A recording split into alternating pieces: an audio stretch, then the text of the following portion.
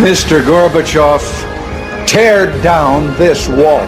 Today, 2 airplanes have crashed into the World Trade Center. Now, I know you didn't do this just to win an election. I know you didn't do it for me. You did it because you understand the enormity of the task that lies ahead.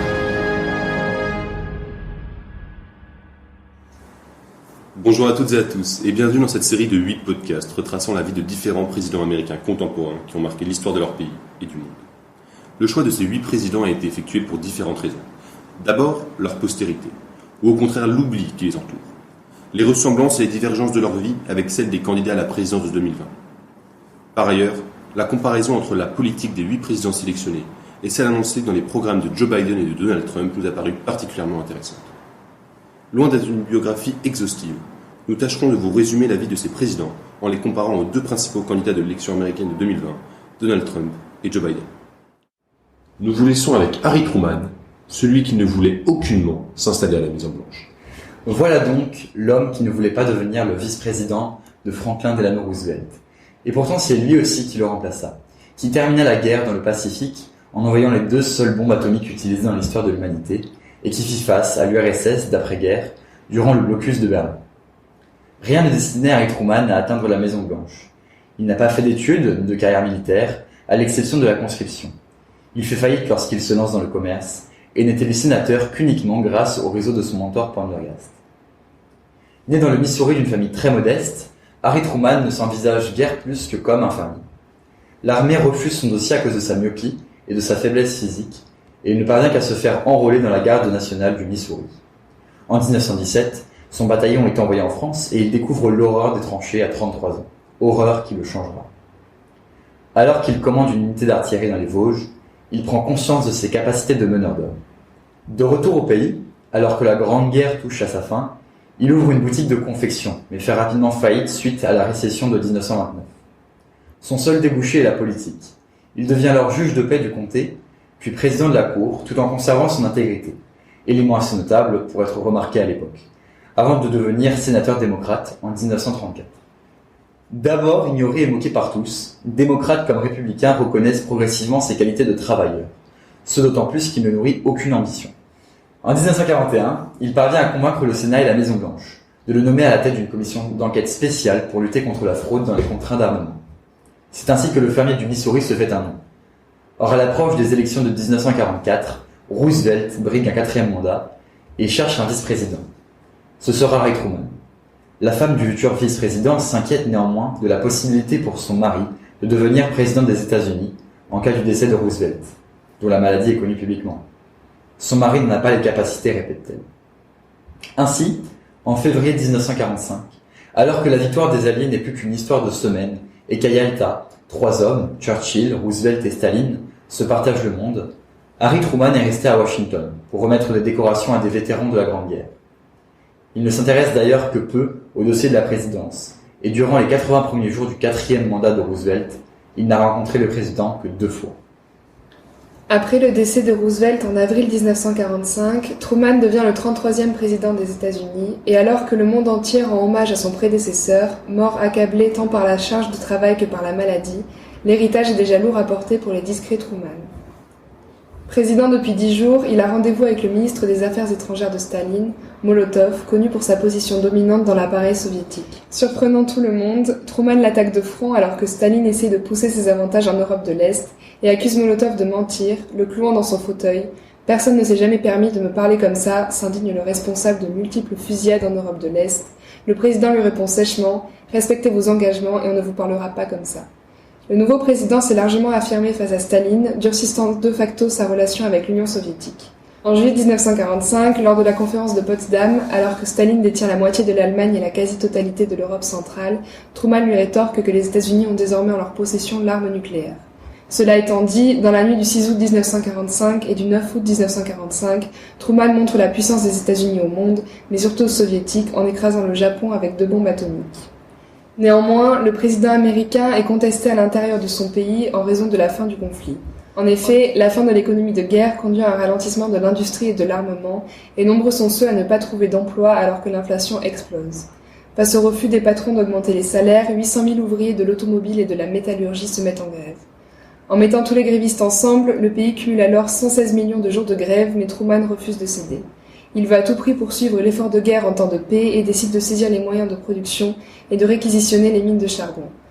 Il envoie également la garde nationale à Détroit quand les émeutes éclatent. Son entêtement est tel qu'il poursuit en justice le leader des mineurs grévistes et dénonce ce Pearl Harbor de l'intérieur. En somme, il personnalise le conflit en dénonçant une grève contre le gouvernement des États-Unis qu'il ne peut tolérer. Or, l'opinion publique se souvient des grèves de 1946 et de l'attitude de leur président qui en sort impopulaire. Truman apparaît alors comme celui qui n'a pas réfléchi à la position de l'Amérique dans le monde et qui n'a pas de stratégie claire de politique intérieure comme l'avait son prédécesseur. Tout cela fait qu'il perd les élections de mi-mandat de 1946 dans les deux chambres, perte historique pour les démocrates alors que le slogan des républicains « To err is Truman », l'erreur est Truman, participe grandement à leur victoire. Retour sur le plan international. Tous les jours, 225 avions font des allers-retours, les soutes pleines de nourriture, de charbon et de diverses matières premières, mobilisant 6500 hommes par un pont aérien afin de nourrir les Berlinois de l'Ouest après le blocus mis en place par Staline. Ce blocus de Berlin est la première grande crise de la guerre froide et fut une opportunité et une victoire pour Truman, Staline ayant fini par céder.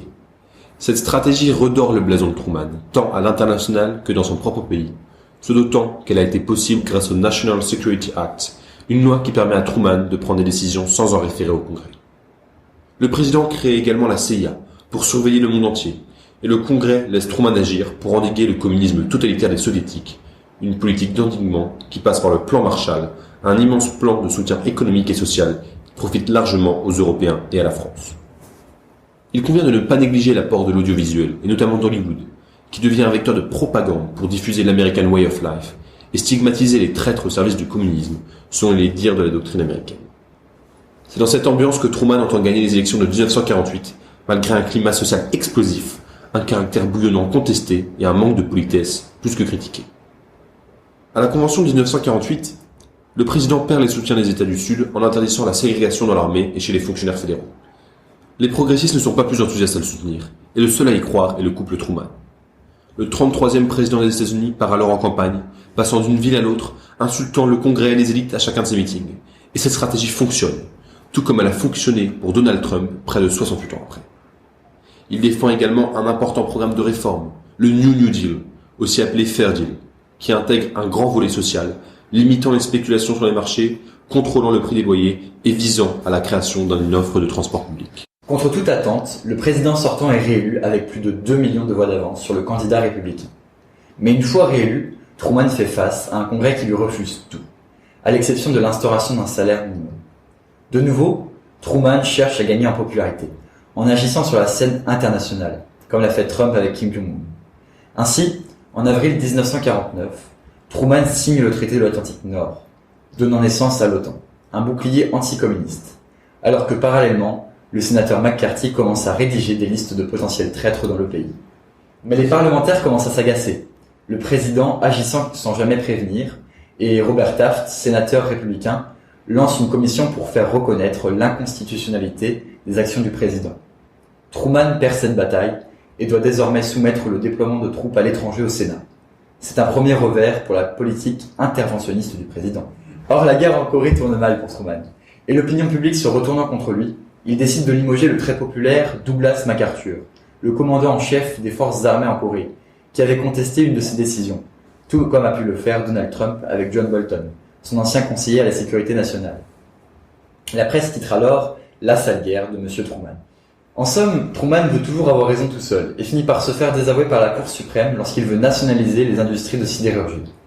C'est sur cette image de discrédit qu'il part en janvier 1953, alors que 50% des Américains considèrent qu'il a été trop loin dans son rôle de commandeur en chef, pouvoir que lui accorde l'article 2, section 2 de la Constitution américaine.